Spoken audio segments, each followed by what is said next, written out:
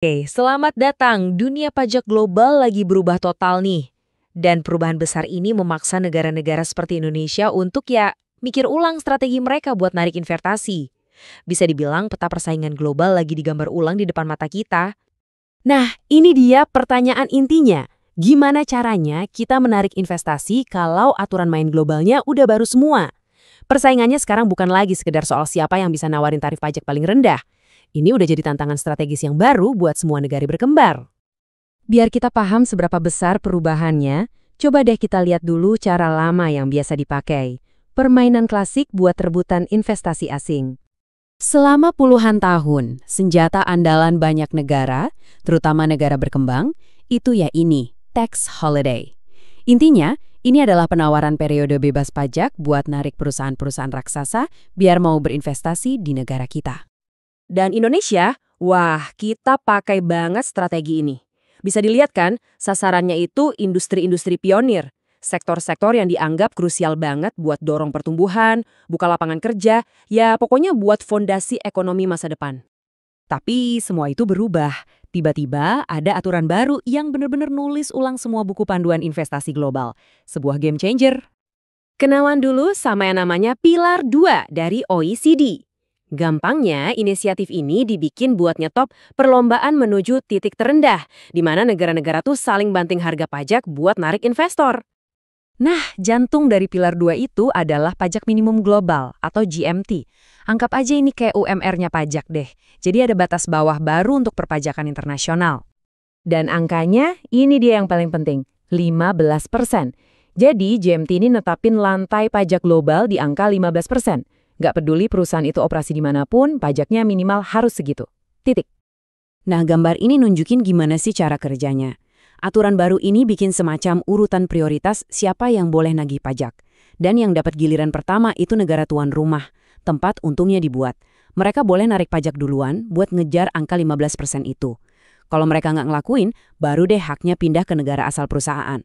Intinya, pajak 15% itu pasti bakal ditarik dan negara tuan rumah punya kesempatan pertama. Aturan baru inilah yang bikin dilema. Buku panduan investasi yang lama, jadi nggak relevan lagi. Jadi gini rumitnya, di dunia lama, kalau Indonesia kasih tax holidays 0%, perusahaannya senang karena beneran hemat. Nah, di dunia yang baru ini, kalau Indonesia kasih 0%, si perusahaan multinasional itu tetap harus bayar pajak 15%. Bayarnya kemana? Ke negara asalnya. Jadi insentif dari Indonesia itu ibaratnya cuma mindahin duit pajak kita ke negara lain. Sia-sia kan? Bank Dunia bahkan sampai bilang gini, intinya, tax holiday atau insentif apapun yang bikin tarif pajak efektif di bawah 15% itu udah nggak cocok lagi sama aturan Pilar 2. Udah nggak guna lagi buat narik perusahaan multinasional besar. Oke, jadi di tengah tantangan ini, gimana dong Indonesia beradaptasi? Nah, disinilah strateginya jadi cerdas banget. Ini dia solusinya, Qualified Refundable Tax Credit atau QRTC. Coba perhatiin definisinya baik-baik ya. Kuncinya di sini, QRTC itu nggak dianggap sebagai pengurang pajak, tapi justru dianggap sebagai pendapatan buat perusahaan. Nah, ini dia perbedaannya yang super penting.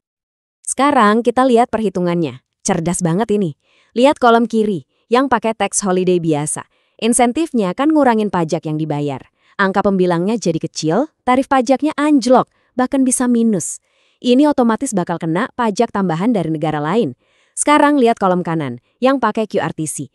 Nah, kreditnya ini bukan ngurangin pajak, tapi justru nambahin pendapatan. Jadi yang digedein itu penyebutnya, angka yang di bawah. Hasilnya, tarif pajak efektifnya tetap aman sesuai aturan. Ini benar-benar rekayasa kebijakan yang jenius. Lalu, apa artinya manuver strategis ini buat Indonesia dan buat para investor? Artinya, ada pergeseran besar-besaran. Indonesia sekarang beralih dari obral diskon pajak ke insentif yang lebih terarah, lebih spesifik buat narik investasi yang benar-benar berkualitas tinggi, kayak di bidang inovasi dan teknologi. Contohnya apa? Coba lihat data belanja litbang kita. Jujur aja, kita masih ketinggalan. Nah, QRTC ini ibarat alat yang pas banget buat ngedorong inovasi. Insentifnya bisa didesain khusus buat ngasih hadiah langsung ke perusahaan yang mau investasi di litbang. Jadi, inilah buku pedoman investasi yang baru. Ini skenario win-win loh. investor tetap dapat insentif tunai yang menguntungkan. Di sisi lain, Indonesia bisa ngelindungi penerimaan pajaknya sendiri, sekaligus ngarahin ekonomi ke tujuan yang lebih strategis, yaitu inovasi.